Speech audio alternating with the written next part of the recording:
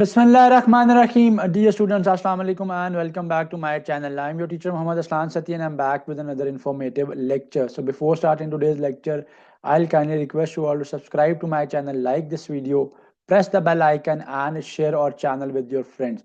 So students, inshallah in today's class we'll be solving the NAST entrance test past paper MCQs from the chapter of conic section. जो mathematics के अंदर हमारा conic section का portion है, उसमें से बहुत वाइटल क्वेश्चंस जो है वो पेपर के अंदर होते हैं, लास्ट के इंटरेस्ट टेस्ट के अंदर इंक्लूडेड होते हैं।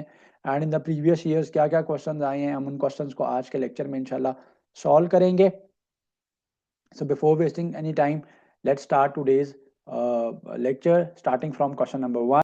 Question number 1, the equation of the tangent to a hyperbola is given as x square by 2 minus y square by 2 is equals to 1 at point 2,1. सो हमारे पास एक हाइपरबोला की इक्वेशन गिवन है, हमने equation बतानी है of the tangent to the hyperbola at this point which is 2,1. So find out the equation of a line, we need to have, when a point is given, we need to have the slope as well, because in this case we'll be using the point slope form. So जब हम point slope form use करेंगे, so for the point slope form we need to have the slope of the given equation. तो slope of the given equation हमें चाहिए होगा and उसके साथ साथ हमें point तो पहले से given है. So to find out the slope of it, what I will do here is कि I will be simply taking the derivative of it. जब मैं इसका derivative लूंगा, so dy by dx is your m, that is your rise over run की ratio होता है, आपका slope आ जाता है. तो टेकिंग डेरिवेटिव, सो 1/2 अपनी जगह के ऊपर रहेगा, एक्स स्क्वायर का derivative will be 2x minus 1/2 again constant है, वाई स्क्वायर का derivative will be 2y dy by dx is equal to 0 आ जाएगा. वाई 1 कांस्टेंट है, कांस्टेंट का डेरिवेटिव क्या होता है, 0 हो जाएगा. 1/2 कॉमन है, बल्कि कॉमन लेके आप कैंसिल करते हो या पहले आप इनको कैंसिल कर देते हो, तो उसको आप कैंसिल कर दोगे, simply you will get is x equal to y times dy by dx. So dy by dx is your slope. So x by y आ जाएगी dy by dx की value. So dy by dx will be x by y. Slope निकाल लूंगा, point was 2,1, so x is 2 and y is 1, so 2 by 1 is my slope, which is equals to 2. So now I have the given point. So what I'll simply do is कि मैं क्या करूंगा कि मैं slope point slope form के अंदर इसको plug in कर लूंगा and I will get the equation of the tangent. So the point slope form is y minus y1 m x minus x1. So y minus y1 is 1, m was 2, x minus x1 was 2. Open कर लेना आप इसको, this will be 2x minus 4, so 2x minus 4, y minus 1 है, rearrange कर लेंगे. जब मैं इसको रीअरेंज करूंगा, so this can be written as 2x minus y and minus 1 जब राइट साइड पे जाएगा, so this will become plus 1, so minus 4 plus 1 will be minus 3. So 2x minus y minus 3 is equal to 0 is the equation of the tangent. So 2x minus y minus 3 is equal to 0. So option D here is the right choice. So moving on to the next question, we have which of the following equation represents a hyperbola. So मैंने आपको बताया कि to remember you should remember this in a way कि x square by a square plus y square by b square is equal to 1 है. अगर तो बीच में plus का साइन है, so a square and b square के coefficients की value जो है वो प्लस आ रही है. So in this situation the equation is of an ellipse. So ये तो एलिप्स की इक्वेशन है, ठीक है. जब आपके पास नेगेटिव आ रहा है, जैसे मैंने इसको कैसे ग्राफ किया था कि हाइपरबोला, अगर ये मेरे पास मेंशन ना भी होता कि इक्वेशन हाइपरबोला की है, तो बीच में अगर माइनस का साइन है, तो this mean it is representing a hyperbola.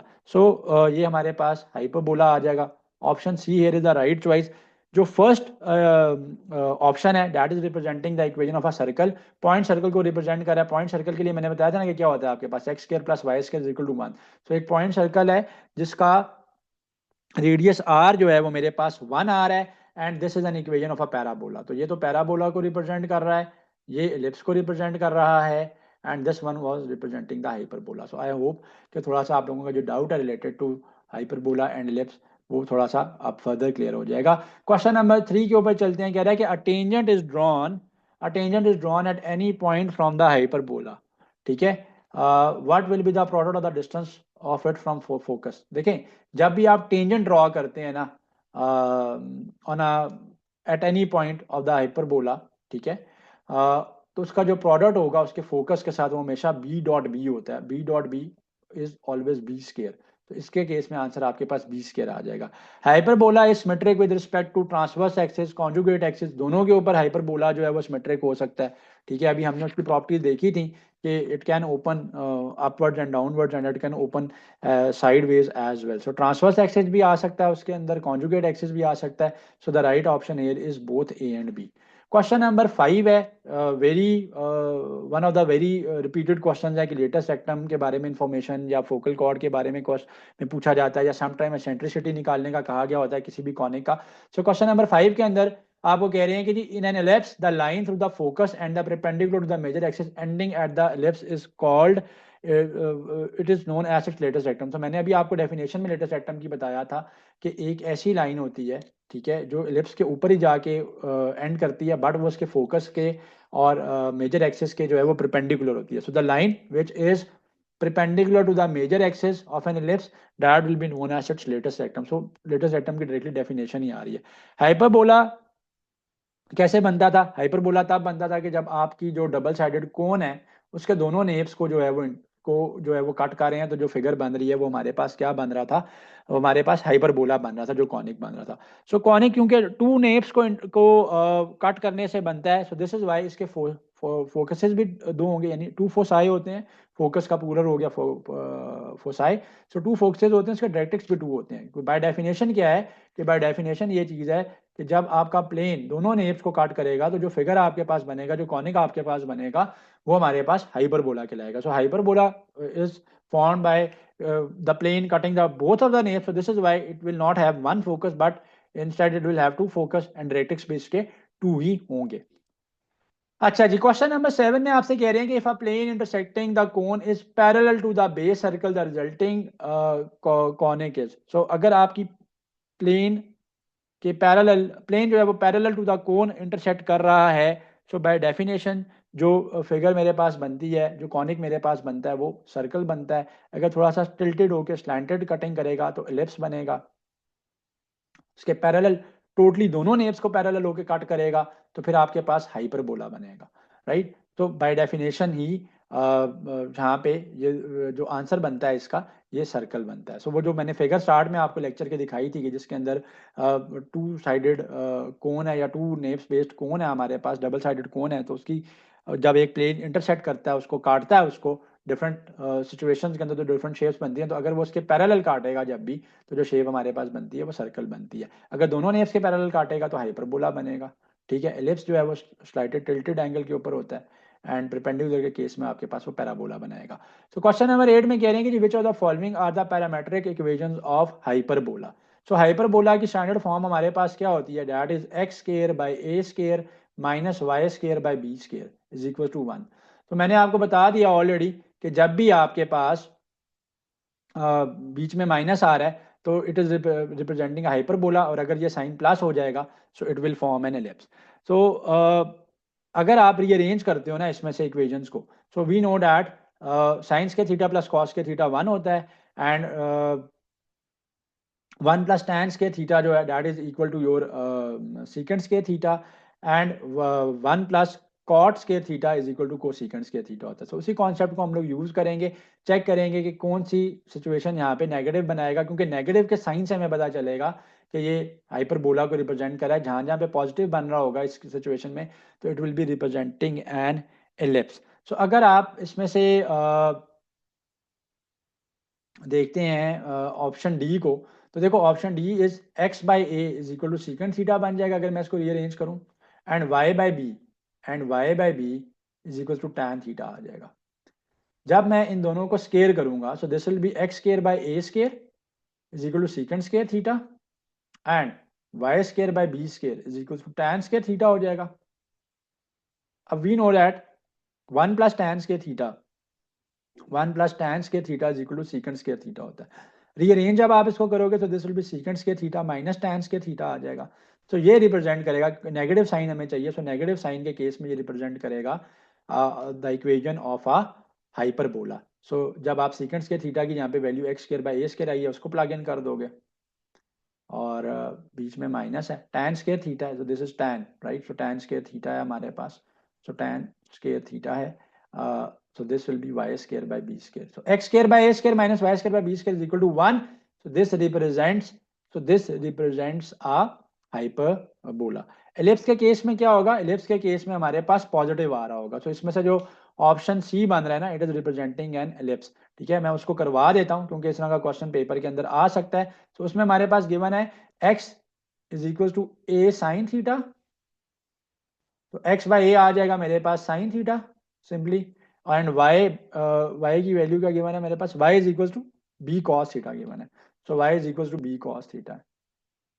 तो यहां से अगर आप cos थीटा फाइंड आउट करेंगे, so this will be y by b, and ellipse is represented by x square by a square plus y square by b square. So दोनों का जब आप स्क्वायर करोगे and they should make a 1, तो sine square theta plus cos square theta 1 हो जाएगा, और left side के जो स्क्वायर्स होंगे that will be y square by b square, x square by a square add होगा, sine square theta plus cos square theta 1 आ जाएगा। तो this will be y square by b square plus x square by a square is equal to, जब इसका square करेंगे तो that was sine square theta and इसका square was cos square theta, तो sine square theta plus cos square theta is 1, so this will become 1.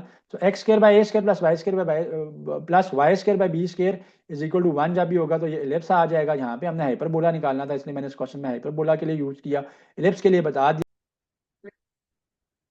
तो now question number 9 के अंदर आपको उन्होंने क्या, एग्जामिनर ने आपको एक पॉइंट दिया हुआ है which is 5,5 and lies dash the circle, on the circle, inside the circle, outside the circle, none of these. तो अगर तो इस पॉइंट को प्लग इन करने से इक्वल टू 0 आ जाता है आंसर, या लेफ्ट साइड और राइट साइड इक्वल हो जाती है, तो point will be on the circle. अगर आंसर आपका greater than right hand side आ जाएगा तो it will be outside the circle, अगर आपका स्मॉलर आएगा तो it will be inside the circle.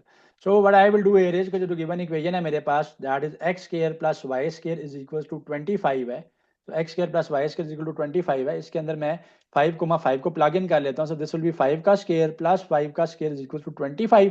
सो 5 का स्क्वायर प्लस 5 का square is 50 which is greater than 25। सो अगर तो इक्वल टू 25 आता तो ऑन द सर्कल होता, अगर इसकी वैल्यू क्योंकि ग्रेटर देन 25 आई है प्लग इन करने से, तो this is outside the circle, और अगर इसकी स्मॉलर देन 25 आती तो देन इन दैट केस ये इनसाइड द सर्कल होता। So anyways this point is outside the circle. Which of the following, question number 10, which of the following is the equation of a parabola which is symmetric about y axis? तो question number 10 के अंदर आपको कह रहे हैं कि जी which of the following is the equation of parabola which is symmetric about y axis. तो अगर आपका पैराबोला सिमेट्रिक होगा अलोंग द वाई एक्सिस, तो इक्वेशन आपकी आती है x square is equal to 4ay। This is the equation of the parabola which is symmetric about x axis. So अगर आप इनके फार्मूलाज याद कर लोगे तो बहुत सी हेजल आपकी कॉनिक्स की जो है ना वो सेव हो जाएगी। So x square is equal to 4ay represents a parabola जो कि सिमेट्रिक है along the y axis, and y square is equal to 4ax, then it will be symmetric along the x axis.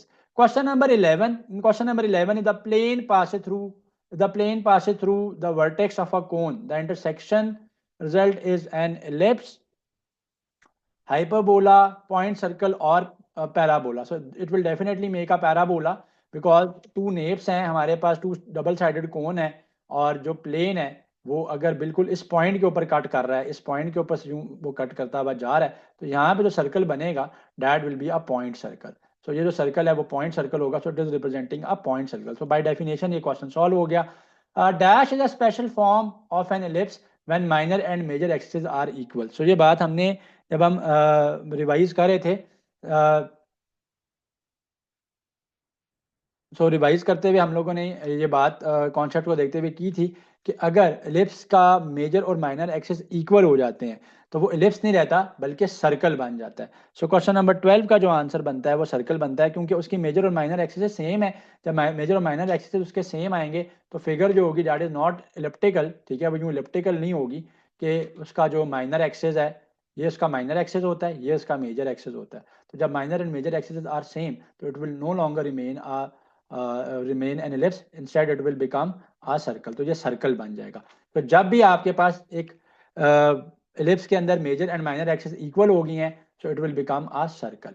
Otherwise ellipse के अंदर major और minor जो axis होते हैं they are not equal, they are unequal, so ellipse बनेगा। Equal हैं तो circle बनेगा। क्वेश्चन नंबर 13 में आपको कह रहे हैं कि जी find the vertex of the parabola. So आपने वर्टेक्स बताना है पैराबोला का कि इसका वर्टेक्स जो है वो क्या आएगा। तो पैराबोला की जो फॉर्म है that is x square is equal to 4ay होती है हमारे पास, राइट। तो मैं इसको इसके साथ कंपेयर कर लेता हूँ। So when I'll be comparing it with the standard form, so which is x minus 2 का whole square is equals to 4 into y plus 2.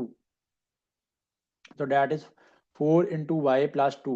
So comparing it, so this will become x square in जब comparison करूँगा 4ay, तो y point मेरे पास यहाँ से आ जाएगा और x point मेरे पास यहाँ से आ जाएगा।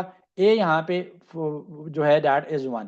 So a इसके लिए अगर फाइंड आउट करने का कहेगा तो वो 1 है मेरे पास x के लिए, और y के लिए मैं अभी सॉल्व कर लेता हूँ। सो x स्क्वायर जो है वो अगर स्टैंडर्ड फॉर्म के साथ कंपेयर किया तो दिस वाज x माइनस 2 का होल स्क्वायर, कैंसिल हो जाएगा। सो x एक्सेस का जो पॉइंट आ रहा है वो नज़र आ रहा है मुझे, x equal to x minus 2 है।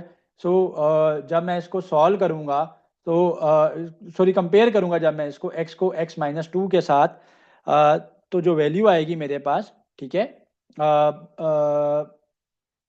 एक सेकेंड, इसमें ना इसकी जो स्टैंडर्ड फॉर्म है उसको यूज़ कर लेते हैं पैराबोला की, उसका फॉर्मूला, एक मिनट, उसका फॉर्मूला शायद होता है x माइनस एच का होल स्क्वायर। इसको कंपेयर कर लेते हैं इसके साथ।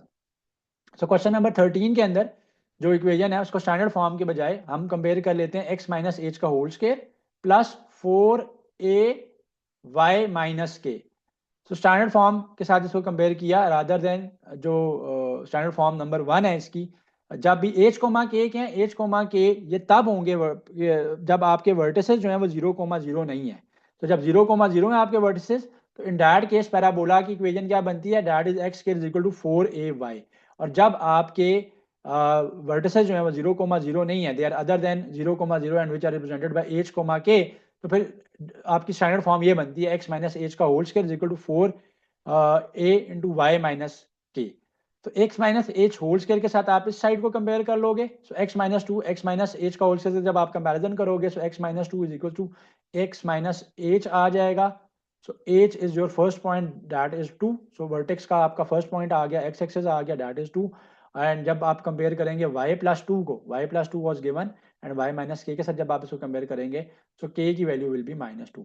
सो the points are h comma k, h was 2 and k was minus 2. So 2 comma minus 2 आ जाएगा. So 2 comma minus 2. So option D here is the right choice. So rather than comparing it with the standard form के जिसके case में आपके पास vertices जो हैं वो 0,0 के ऊपर थे, आप h, k के ऊपर ले लो तो ज़्यादा ईजी हो जाएगा इसको सॉल्व करना। Very important question, question number 14। ऐसा क्वेश्चन यूजली एनईडीज के अंदर होता है, एसेंट्रिसिटी निकालने का आपको किसी भी कॉनिक का कहा गया होता है, इसके अंदर उसने आपको हाइपरबोला का जो एसेंट्रिसिटी है वो फाइंड आउट करने की। तो eccentricity of the hyperbola, equation hyperbola की है क्योंकि x square by a square minus y square by b square is equal to 1 की फॉर्म में, अगर प्लस की फॉर्म में होता, अगेन फिर बता रहा हूँ कि इसने एलिप्स होना था। तो यहाँ पे हम एसेंट्रिसिटी जो निकालेंगे वो हाइपरबोला की निकालेंगे। उसकी रीज़न ये है कि समटाइम सिर्फ इक्वेशन गिवन होती है और आपको उसने एसेंट्रिसिटी जो है वो फाइंड आउट करने के लिए कहा हुआ होता है कि जी आप जो है ना इसकी एसेंट्रिसिटी फाइंड आउट करके लेकर आओगे। तो एसेंट्रिसिटी का फॉर्मूला क्या होता है, एसेंट्रिसिटी का फॉर्मूला इज, पहले मैं इक्वेशन को राइट डाउन कर लेता हूँ। So the given equation of the hyperbola is x square. So question number 14 के लिए सॉल्व कर रहे हैं, x square by 4 minus y square by 9 is equal to 1 है। हाइपरबोला है, बीच में माइनस है, साफ दिख रहा है। एसेंट्रिसिटी फाइंड आउट करनी है, एसेंट्रिसिटी फाइंड आउट करने के लिए formula is c over a, sorry c over a. So we need to find out C and we need to find out our A. And we know that C square was equals to A square plus B square. So C का square is A square plus B square के equal होता है। तो इसको standard form के साथ जब मैं कंपेयर करूंगा तो this is x square by A square minus y square by B square is equals to 1. A square here is 4, B square here is 9, A की वैल्यू will be 2, B की value will be 3। C square find out कर लेते हैं पहले। सो सी find out कर लेते हैं पहले, बल्कि दिस विल बी 2 का square will be 4 and B का square will be 9, C square is 13 and C will be under root 13। So C की वैल्यू आ जाएगी अंडर रूट 13, ए की वैल्यू आपके पास 2 आ गई, बी की वैल्यू आपके पास 3 आ गई। सिंपली आप क्या करो, इस फॉर्मूला में आप प्लग इन कर लो सी बाई ए। तो सी बाई ए यूज करके मैं एसेंट्रिसिटी फाइंड आउट कर लूंगा। C was under root 13 and a was 2। So √13/2 is my eccentricity. So the right option here is option C.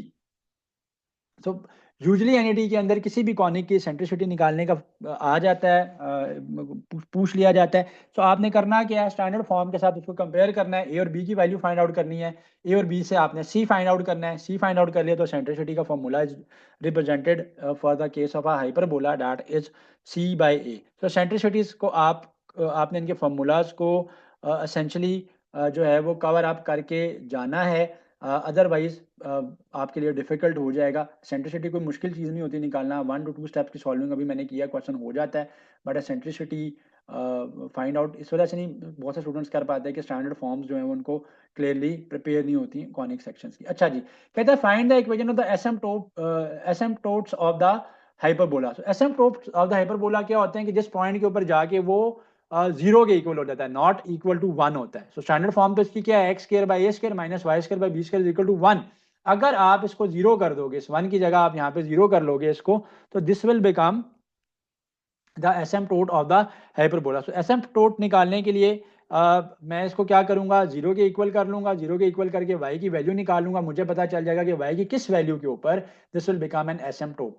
तो the given equation is y plus 2 का whole square. सो y plus 2 का whole square, y plus 2 का whole square divided by 16 था, and minus x minus 2 का whole square divided by 9 था. तो एसिम्पटोट के ऊपर क्या हो जाएगा, rather than 1 this will become 0. मैं इसको y के लिए सॉल्व कर लूंगा, सिंपली मेरे पास आंसर आ जाएगा. तो सेपरेट आउट कर लेता हूं मैं इसको, y प्लस 2 का होल स्क्वायर बाय 16 आ जाएगा, ये राइट साइड पे चला गया जब मैंने सेपरेट किया. तो this will become x minus 2 का होल स्क्वायर बाय 9 आ जाएगा. y के लिए हमने y फाइंड आउट करना है, y को सेपरेट करना है, 16 को हम यहाँ पे ले जाते हैं on the right hand side. So this will become 16 by 9 x minus 2 का whole square, and this will be y plus 2 का whole square. तो y की वैल्यू फाइंड आउट करने के लिए हमें क्या करना पड़ेगा, will have to take under root on both sides. तो जब मैं अंडर रूट लूंगा यहाँ पे, so this will become y plus 2 and this will become plus minus, this will become plus minus 4 by 3 x minus 2. y के लिए जो plus 2 है, I will be taking it on the right hand side. So y की value आ जाएगी plus minus 4 by 3 x minus 2 into minus 2. तो देख लेते हैं कि क्या उसने आगे जो ऑप्शन दिए हुए हैं वो एलसीएम लेके दिए हुए हैं या विदाउट एलसीएम जो है उसने लिखे हुए हैं. तो अगर एलसीएम लिया हुआ होगा तो फिर हम इस तरीके का एलसीएम भी ले लेंगे, तो y की वो वैल्यू हमने प्लग इन करनी है. So this was question number 15. So question number 15 के अंदर ऑप्शन यहाँ पे मैंने मिसप्रिंट किए हुए हैं. आप यहाँ तक चाहो तो इसको लिख सकते हो, चाहे तो आप एलसीएम लेके नीचे 3 आ जाएगा और राइट साइड पे -2 के इंस्टेड वहाँ पे you will be having -6. Question number 16 के ऊपर चलते हैं. This was question number 15. एसिम्पटोट याद रखने हैं तब आएंगे हाइपरबोला के जब आप उसको इक्वेट करोगे इक्वल टू 0 और y के लिए सॉल्व कर लोगे, simply you will be finding out the asymptote. तो एसेंट्रिसिटी, एसिम्पटोट्स निकालना, लेटेस्ट सेक्टम निकालना, ये बहुत ज़्यादा फ्रीक्वेंटली कॉनिक सेक्शंस के अंदर तो चीज़ें होती हैं डेफिनेशंस के अलावा.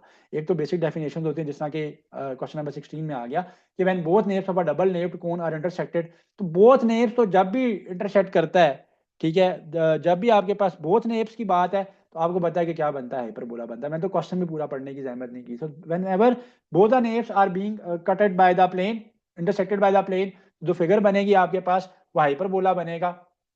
वर्टेक्स से वो पास नहीं होता, पैरेलल होता है, उसके दोनों नेव्स कट हो रही हैं, हाइपरबोला बन रहा है. So two both the nappes were being intersected, तो फिगर एक ही बन रही थी, वो हाइपरबोला था. तो मैंने तो क्वेश्चन पढ़ने की भी जहमत ऐसे सिचुएशन में करनी नहीं है. डेफिनेशन आपको सर्कल की, पॉइंट सर्कल की, इलिप्स की, पैराबोला, हाइपरबोला की with respect to the plane cutting the cones वो पता होनी चाहिए, क्योंकि ये सिचुएशन बहुत ज़्यादा एनईटीज के अंदर इस तरह के क्वेश्चन के पूल में हैं और आ जाते हैं पेपर के अंदर कॉनिक सेक्शन से. तो बहुत से स्टूडेंट जो है ना वो कॉनिक को वैसे मिस कर देते हैं, ए लेवल वालों ने वैसे नहीं पढ़ा होता, एफएससी वालों को ये मुश्किल लगता है. तो रादर देन गेटिंग इंडल्ज के आप पूरा चैप्टर रिवाइज करने बैठे हो, आप उनके टेबल्स में से उनके फॉर्मूलाज देख लो, उनके सेंट्रिसिटी का, लेटेस्ट सेक्टम का, उनकी डेफिनेशन देख लो, तो कॉनिक सेक्शन का जो हेजल है ना कि कॉनिक सेक्शन कैसे हैंडल होगा वो खत्म हो जाएगा, आप इजीली कॉनिक सेक्शन को कर सकोगे. क्वेश्चन नंबर 17 पे चलते हैं. Find the focus of the parabola. Equation is y square is equals to 4x. तो स्टैंडर्ड फॉर्म इसकी क्या होती है, स्टैंडर्ड फॉर्म होती है इसकी y square is equal to 4ax. जब 4ax को मैं इक्वेट करूंगा विद 4x, x x के साथ कैंसिल हो जाएगा, 4 4 के साथ कैंसिल हो जाएगा, a इक्वल टू 1 आ जाएगा। तो for the form y square is equal to 4ax, जो आपका फोकस होता है that is a comma 0, and for the form x square is equal to 4ay, जो आपका फोकस होता है वो 0 कोमा a होता है। तो मैंने दोनों के लिए बता दिया। एनीवेज यहाँ पे Y square is equal to 4ax वाली फॉर्म है, जिसका focus is represented by a comma 0, a मेरे पास 1 आया है, 1 comma 0, option a here is the right choice. So two different conics can intersect at maximum of dash points. So two different conics हैं, they can intersect maximum at 4 points. अच्छा जी, NET1 के अंदर जो दफा NET1 था उसके अंदर एक क्वेश्चन था कि how many tangents, conic section से क्वेश्चन आया हुआ है कि how many tangents on a circle can be drawn from a point which is outside that circle. So tangent क्या करता है, सर्कल को एक ही पॉइंट के ऊपर टच करता है। सो ये क्वेश्चन अभी NET1 जो 2025 का हुआ है उसके अंदर ये क्वेश्चन था कि जी एक पॉइंट है तो कितनी टेंजेंट्स मैं ड्रॉ कर सकता हूँ सर्कल से, उस पॉइंट से उस सर्कल के लिए। तो उस पॉइंट से मैं क्या करूँगा कि एक ही जो मेरे पास दो मेरे पास टेंजेंट जो है वो ड्रॉ हो सकती हैं। सो वो थोड़ा सा खराब हो गया था। सो ये टेंजेंट है, तो टेंजेंट इसको एक ही पॉइंट के ऊपर टच करेगी एंड परपेंडिकुलर टू द उसका रेडियस होगी, परपेंडिकुलर होगी उसका, और ये परपेंडिकुलर जो है उसका शॉर्टर डिस्टेंस होगा, आप रेडियस वहां से निकाल सकते हो। सो NET1 के अंदर ये क्वेश्चन था, फिर बता रहा हूँ कि how many tangents can be drawn from a point which is outside the circle. So two tangents can be drawn on one circle from one point which is outside the circle. इससे मिलता जुलता था वो question number 18 से। Which of the following conic section has an eccentricity equal to 0? So eccentricity जब भी आपकी equal to 0 होगी ना, ये मैं आपको नोट्स में बता देता हूँ तो you can remember it easily. जो इसका रूल ऑफ थंब है वो आपने याद रखना है कि सेंट्रिसिटी अगर आपकी इक्वल टू 0 है तो जो कॉनिक आपके पास बनता है ना वो सर्कल बनता है। तो if the eccentricity is equal to 0 so the conic is a circle. Now जब सेंट्रिसिटी ग्रेटर देन 1 होगी तब क्या होगा, सेंट्रिसिटी बिटवीन 0 एंड 1 होगी तब क्या होगा, मैं वो भी बता देता हूँ। अगर आपकी सेंट्रिसिटी की वैल्यू जो है which it is between 0 and 1, so between 0 and 1 है, तो जो फिगर आपके पास बनती है, जो कॉनिक आपके पास बनता है, remember that is an ellipse. So ellipse बनेगा आपके पास। और जब भी आपके पास सेंट्रिसिटी की वैल्यू इक्वल टू 1 आ रही है, एग्जैक्टली इक्वल टू 1 आ रही है, तो हमारे पास पैराबोला बनेगा। And in the case of a hyperbola the centricity is greater than 1. So in the case of a hyperbola जो आपकी centricity होती है that is greater than 1 होती है। तो ये अगर चार कन्वेंशन आप कर लेते हो, लर्न कर लेते हो, याद रख लेते हो, तो सेंट्रिसिटी के क्योंकि क्वेश्चन फ्रीक्वेंट हैं NET के अंदर, कॉनिक सेक्शन में से अगर क्वेश्चन आएगा तो सेंट्रिसिटी के बहुत चांसेस होते हैं आने के। तो इक्वल टू 0 है सर्कल, बिटवीन 0 एंड 1 है एलिप्स, इक्वल टू 1 है parabola, and if it is greater than 1 तो ये आपके पास हाइपरबोला। तो ये 4 कन्वेंशन जो है वो आपने you must remember it. Question number 19 था ये। क्वेश्चन नंबर 19 में कह रहा है कि which of the following conic has an eccentricity equal to 1। तो जब आपकी eccentricity is exactly equal to 1 है तो वो पैराबोला है, अगर इक्वल टू 0 होती तो वो सर्कल होता।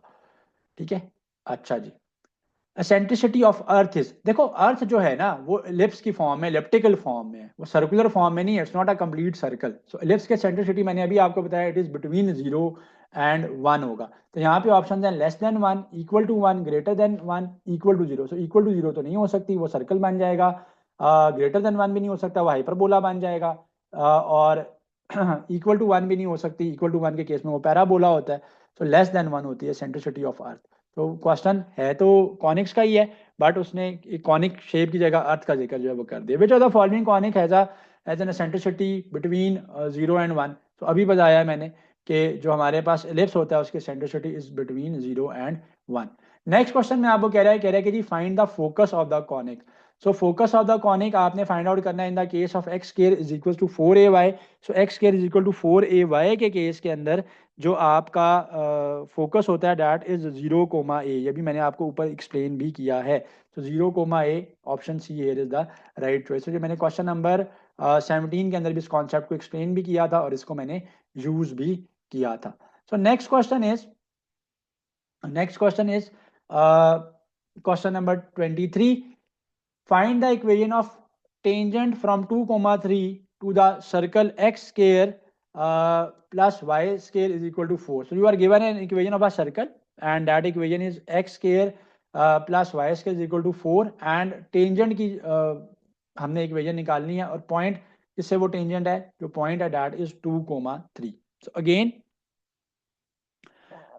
बात आ जाती है कि इस सिचुएशन के अंदर हमें क्या करना पड़ेगा. सबसे पहले तो we need to find out the slope m. तो हमारे पास स्लोप m होनी चाहिए. अगर हमारे पास स्लोप आ जाएगी तो then will simply be using the point slope form to find out the equation of the tangent. So the given point is 2,3.